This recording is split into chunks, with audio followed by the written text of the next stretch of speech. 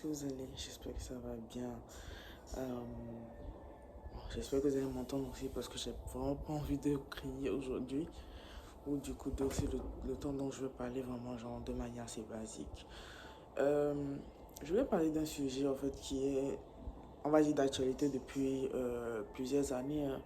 On parle énormément du body positive, d'être honnête avec soi-même, de s'apprécier, etc. etc. Ce sont des problématiques très propres à notre génération et surtout,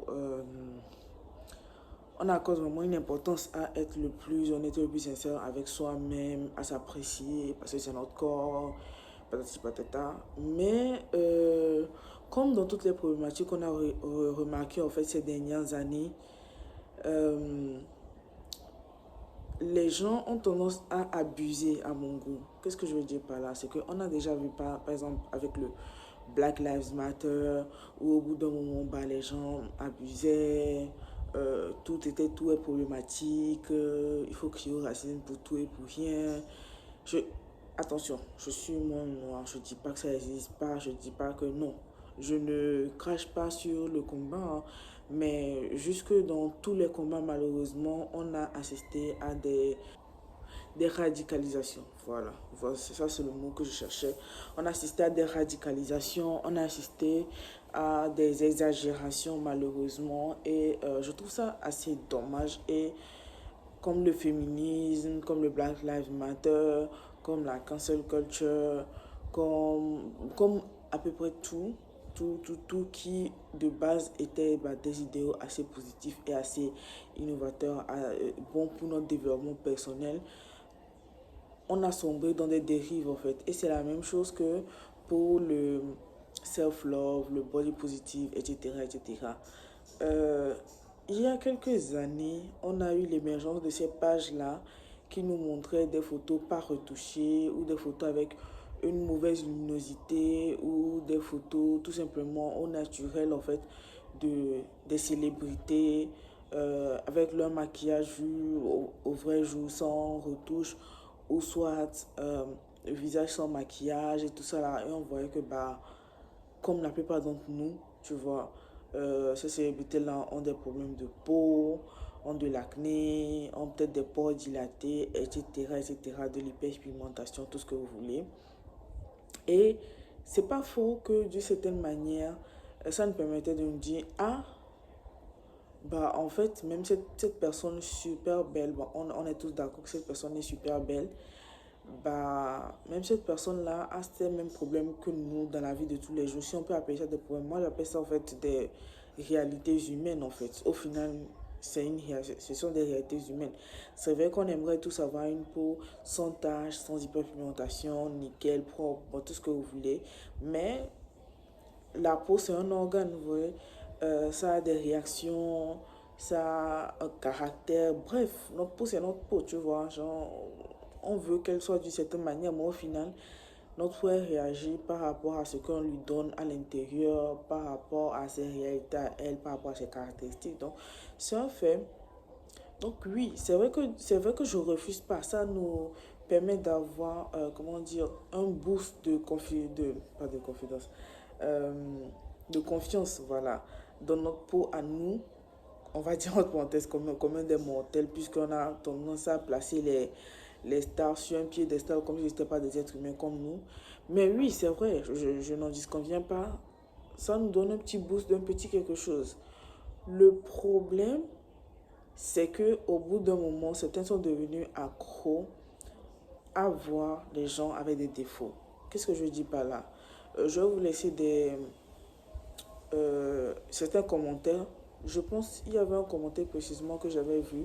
C'était le énième commentaire en fait. C'était une photo de Kim Kardashian, je pense, avec ses cheveux naturels. Et forcément, peu importe combien de thunes tu as, à force de décolorer, colorer, après shampoing, faire alisser, etc. Après avoir malmené tes cheveux dans tous les sens parce que tu as plusieurs soirées, plusieurs comment dire, événements à la suite, peu importe l'argent que tu as, peu importe les soins que tu leur donnes, tes cheveux seront bousillés. Soyons honnêtes, parce que la chaleur à répétition, les lacs à répétition, les sprays à répétition, tout ça à répétition, même le lavage de cheveux à répétition, tout simple. C'est pas bon pour les cheveux, sans parler de la coloration, parce que même si on te met des extensions, il faut que la couleur de tes cheveux matche tes extensions. Donc, à passer du blond platine au noir, au blond caramel, etc., etc. Même Kim Kardashian qui a accès aux meilleurs soins du monde, on va dire, dans tous les domaines, forcément, son crâne va dire merde, en fait, ses cheveux vont dire merde. Et effectivement, c'était une page sur TikTok qui avait montré justement ses cheveux à l'état naturel. Je pense elle-même, elle avait posté cette photo, si je ne me trompe pas, ou en tout cas, ils ont trouvé cette photo, mais c'est une photo très privée, c'est pas une photo de paparazzi, c'est genre, elle était dans sa chambre et quelqu'un filmait ou prenait une photo. Bon, j'ai la photo de ma galerie, c'est juste que je me rappelle plus exactement comment c'est. Et on voit justement que ses cheveux, ils étaient cassants, ils étaient très secs, ils étaient blonds. Donc tu sens qu'une décoloration est passée. Cassant, sec, il n'y avait pas de volume et tout ça là. Mais bon, c'est logique en fait. Et une fois de plus, je vois dans les commentaires, je suis trop contente de voir que malgré qu'elle ait accès à tout ça là, ses cheveux sont dans cet état. Ça me fait sentir mieux dans ma peau. Je comprends pas en fait, honnêtement. Parce que la raison pour laquelle ça m'a fait tiquer, encore une fois, c'est que j'ai vu plusieurs fois ce genre de commentaires. C'est-à-dire que les gens ont besoin de voir que les autres ont des problèmes pour être heureux. Je ne sais pas si vous comprenez. C'est-à-dire que le fait de savoir, de se dire que cette personne-là est vraiment, en guillemets, hein, selon nos standards de beauté, parfaite, a des cheveux parfaits, un visage parfait, une peau parfaite, un corps parfait, selon nos standards de beauté. Juste le fait de voir ça, ça rend certaines personnes malheureuses. Et au contraire, quand ils tombent sur certaines célébrités, que ces célébrités-là ont des défauts, etc., etc., ils sont tout contents, ils se disent, ça me plaît. Ça me plaît de voir que cette personne-là a des problèmes de peau. Cette personne-là a le psoriasis. Je trouve ça malsain, d'une certaine manière, que ton bonheur soit déterminé par les problèmes de quelqu'un, en fait. Je ne sais pas si vous voyez ce que je veux dire. De même, j'avais vu un truc inverse. C'était Hailey Bieber, la femme de Justin Bieber. Et elle, on l'a tous vu, hein, elle a une peau excellente. Je pense qu'elle prend vraiment soin de sa peau, ce qui fait qu'elle n'a pas besoin de 10 couches de maquillage. En soi, le maquillage, c'est quoi? C'est rehausser. Ça dépend. Hein. Pour certaines personnes, ces personnes-là veulent avoir des traits différents. Donc, ces personnes-là vont le créer avec le maquillage. Mais pour la plupart d'entre nous, on veut juste rehausser la beauté qu'on a déjà, c'est-à-dire les zones de lumière, on veut juste les faire ressortir encore plus, les zones sombres, on veut les faire ressortir encore plus. Bref, ce sont nos traits qu'on veut mettre encore plus en avant de manière plus. Et la raison pour laquelle la plupart d'entre nous, on utilise des couches importantes de maquillage, c'est parce qu'on a des trucs peut-être à cacher, des imperfections, de l'hyperpigmentation, des taches noires, des fois des boutons, des rougeurs dues à X ou Y. Et oui, forcément, nous avons besoin de quantité de produits plus et plus importante qu'une personne qui n'a pas ces problématiques-là. Et elle est Bieber, on a vu son visage sans maquillage, elle a une peau excellente. Ce qui fait que son maquillage, la plupart du temps, son fond de teint, c'est à peine 2 points. Elle se met son fond de teint, si on peut dire ça. Tu sais que le fond de teint ne couvre même pas tout le visage, mais en soi, est-ce qu'elle en a besoin en fait? Les gens ont même fait une parodie, genre en mode on se moque d'elle, mais je vois pas ce qu'il y a de drôle dedans, je vois pas ce qu'il y a à parodier dedans dans le sens où elle n'en a pas besoin. Donc pourquoi vider son fond de teint sur son visage si son visage n'en a pas besoin? Vous voyez ce que je veux dire? Elle rehausse ce qu'il y a à rehausser, mais ça s'arrête là. Elle va pas verser sous le fond de teint sur son visage juste parce que c'est ce que tout le monde fait. Tout le monde a sa technique, tout le monde a ses attentes avec le maquillage.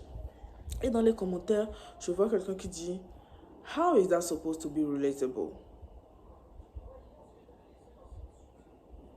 How is that supposed to be relatable? Et ça rejoint une vidéo que j'ai faite où je disais en fait que, sincèrement,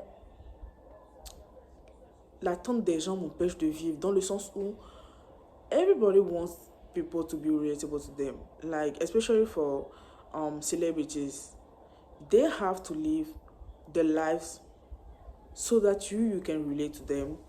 And as long as you don't relate to them, you call them fake, you call them unrelatable, you call them all kinds of names. But at the end of the day, are them supposed to live for you, or are you supposed to live for you and they are supposed to live their own lives? Ce que je veux dire par là, c'est que faut arrêter avec ce côté malsain de vouloir se reconnaître dans les autres, en fait. Je sais pas si mon propos est compris, mais pourquoi est-ce que tu veux toujours que, en fait, si tu as un pied cassé, tu t'attends à ce que ta célébrité préférée, ou bien même si c'est pas ta célébrité, tu t'attends à ce que ta célébrité vienne te dire, ah, moi aussi, un jour j'ai eu un pied cassé, ou que je dise, waouh, ma cette célébrité aussi a un pied cassé, oh, you are so relatable. Like, is it really necessary for you to see people suffer the same suffering as you before you are happy? Tu dois vraiment voir que cette personne-là a les mêmes... En fait, je ne comprends pas. Avoir des insécurités, comment dire ça? Bref, avoir ces choses-là qu'on n'aime pas, ça te rend triste, non? Pourquoi est-ce que tu veux que les autres vivent la même chose pour que ça te permette de te sentir mieux à peau? Ok, maintenant que cette personne a ça, est-ce que ça efface ce défaut-là sur toi, en fait? Je comprends pas. Parce que j'ai pas compris ce truc malsain. Limite, la personne dans les commentaires, je me rappelle plus si c'était une femme ou un homme. C'est sûrement une femme, parce que tous ces commentaires-là, ce sont des femmes. Peut-être que je me trompe, mais la plupart du temps, la majorité sont des femmes. Donc cette jeune fille-là, elle était limite fâchée qu'on montre une célébrité avec une belle peau parce qu'elle n'arrive pas à se reconnaître en elle. Genre, ne me montrez pas sa belle peau parce que je ne me reconnais pas en elle. Donc, ça sert à quoi? Donc, qu'on passe nos vies, comme ces comptes-là, à te montrer les négatifs. Et le plus drôle, c'est que souvent, quand tu regardes ces photos, mais ce sont des photos qui sont elles-mêmes retouchées, dans le sens où on veut te montrer la vraie peau de la personne, mais on retouche. Dans le sens où, au lieu de smooth, genre lisser la peau de cette célébrité pour avoir quelque chose d'homogène, au contraire, ce qu'ils font, c'est qu'ils augmentent le contraste à fond. Mais le problème, c'est que ça te donne une image erronée de la vraie peau de la personne, puisque ils exagèrent en fait le fait de, comment dire, d'hyper saturer, de mettre le contraste à fond sur les photos. Bah, certes, ça te montre les imperfections, mais décuplées en fait. Mais encore une fois, que ce soit vraiment leur peau ou pas, est-ce qu'on peut arriver à un certain niveau où on se dit X vit sa vie, X a sa peau, X a ses réalités, mais je ne vais pas attendre de voir que l'autre est dans la merde pour pouvoir me dire, ah, toi, t'es dans la merde, ok, ça me fait sentir mieux dans ma peau. Mais à quel moment est-ce que voir les gens dans la merde est censé être source de joie pour toi, en fait? Je comprends pas ça.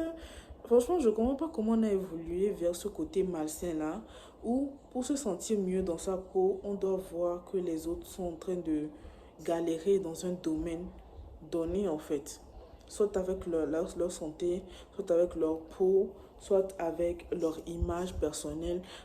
Mais ce qui est sûr, c'est que on veut voir que, que d'autres personnes galèrent comme nous, en fait, d'une manière ou d'une autre, pour se sentir bien. Mais est-ce que vous trouvez que c'est logique, en fait? Je sais pas. Franchement, à chaque fois que je vois ces commentaires, quand je vois les trucs là passer, je zappe parce que lire ces commentaires-là, ça va juste me saouler. Je comprends pas, en fait. Je comprends pas comment on se délecte autant des problématiques des autres et comment on désire tant voir les autres dans les mêmes problématiques que nous, alors qu'on sait très bien à quel point ça fait mal de se retrouver dans ces problématiques. mais juste parce que ça nous donne une certaine satisfaction. À quel point tu es satisfait de voir quelqu'un qui a les mêmes souffrances que toi? On est vraiment arrivé à ce point-là où ce qu'on vit mal, non seulement on le souhaite, on souhaite que nos pires ennemis vivent ce mal-là, mais même les personnes qu'on aime, on veut que ces personnes-là vivent ce mal-là pour qu'on puisse se reconnaître dans ces personnes-là. Est-ce que ça a un sens? Bon, moi c'est tout ce que j'avais à dire parce qu'en vrai, je peux passer une journée à parler de ça, mais je serai toujours dans l'incompréhension et je vois ça passer énormément dans le sens où je vois des gens qui passent leur journée à chercher des photos ou des comptes où on montre des célébrités avec des peaux pas parfaits, des cheveux pas parfaits, des corps pas parfaits, juste pour pouvoir avoir cette satisfaction de voir ces gens-là dans cette situation-là en fait. Et se dire, ah, cette personne-là, ça, je me sens tellement mieux. Tu es sûr que ça va? Sincèrement, c'est pas méchant comment je le dis, mais sincèrement, tu es sûr que ça va? Est-ce que ce serait pas mieux si tu peux améliorer ce que tu peux améliorer, hein, ce serait pas mieux de chercher à vivre heureux, genre comme tu es? En gros, je trouve ça vraiment dommage, tout simplement. Je trouve ça dommage qu'on soit arrivé à une phase de notre existence où réellement le malheur des uns fait notre bonheur en fait. C'est-à-dire qu'on n'est pas capable de chercher notre bonheur en nous, ou on n'est même pas capable de chercher notre bonheur dans le bonheur des autres, hein. Notre bonheur doit toujours venir du malheur des autres. C'est assez dommage. Je ne vais pas dire triste, hein. Je ne vais pas dire je suis triste, je suis énervé. Franchement, alors là, je m'en fous. Mais je trouve ça juste dommage, tu vois. Bon, au final, chacun de nous aura ses arguments. Tel va me dire oui, c'est parce que tel les stars se la pètent trop, blablabla. Mais en vrai, c'est leur boulot en fait. Ce sont des stars, ce sont des étoiles. Mine de rien, c'est vrai que ça fait plaisir de voir des stars en qui on peut se reconnaître, c'est vrai, c'est un fait. Mais leur boulot, c'est d'avoir aussi une bonne image. En fait, ça fait partie de leur boulot. C'est pas que c'est leur boulot en entièreté, mais ça fait partie de ce qu'on leur demande quand même, un minimum. Tu vois ce que je veux dire? Donc, vous n'allez pas vous attendre à ce que les stars viennent ici avec leur bouton à longueur de journée. Même vous, au bout d'un moment, ça va vous faire chier. Soyons honnêtes. Soyons honnêtes. Donc, laissez les gens respirer, encore une fois. Laissez les gens respirer. Il s'agirait de laisser l'être humain respirer. Merci. Donc voilà ce que moi j'avais à dire là. On se retrouve la semaine prochaine. Puisque je vais mettre cette vidéo là cette semaine, ça fait 2 vidéos. Normalement je fais une vidéo par semaine, mais j'avais envie de mettre ça là avant que je n'oublie. Donc ce qu'on va faire, c'est qu'on va se retrouver la semaine prochaine avec une story time. Donc semaine prochaine, story time. J'espère que cette vidéo vous aura au moins ouvert l'esprit sur quelque chose. Si vous avez un autre avis, partagez-le moi. Peut-être que je suis calqué sur un seul aspect de la question, ce dont je viens de parler. Donc, dites-moi ce que vous pensez. Peut-être qu'il y a un élément qui m'a manqué. Je comprendrai mieux ces personnes-là grâce à ça. Mais franchement, moi, c'est mon avis par rapport à ça. Ce voyeurisme malsain, ce bonheur tiré de, comment dire, des mauvaises situations des autres. Je ne partage pas vraiment cet avis. Je trouve ça dommage, encore une fois, qu'on soit dans cette ère-là. En tout cas, à plus. Hasta la michou.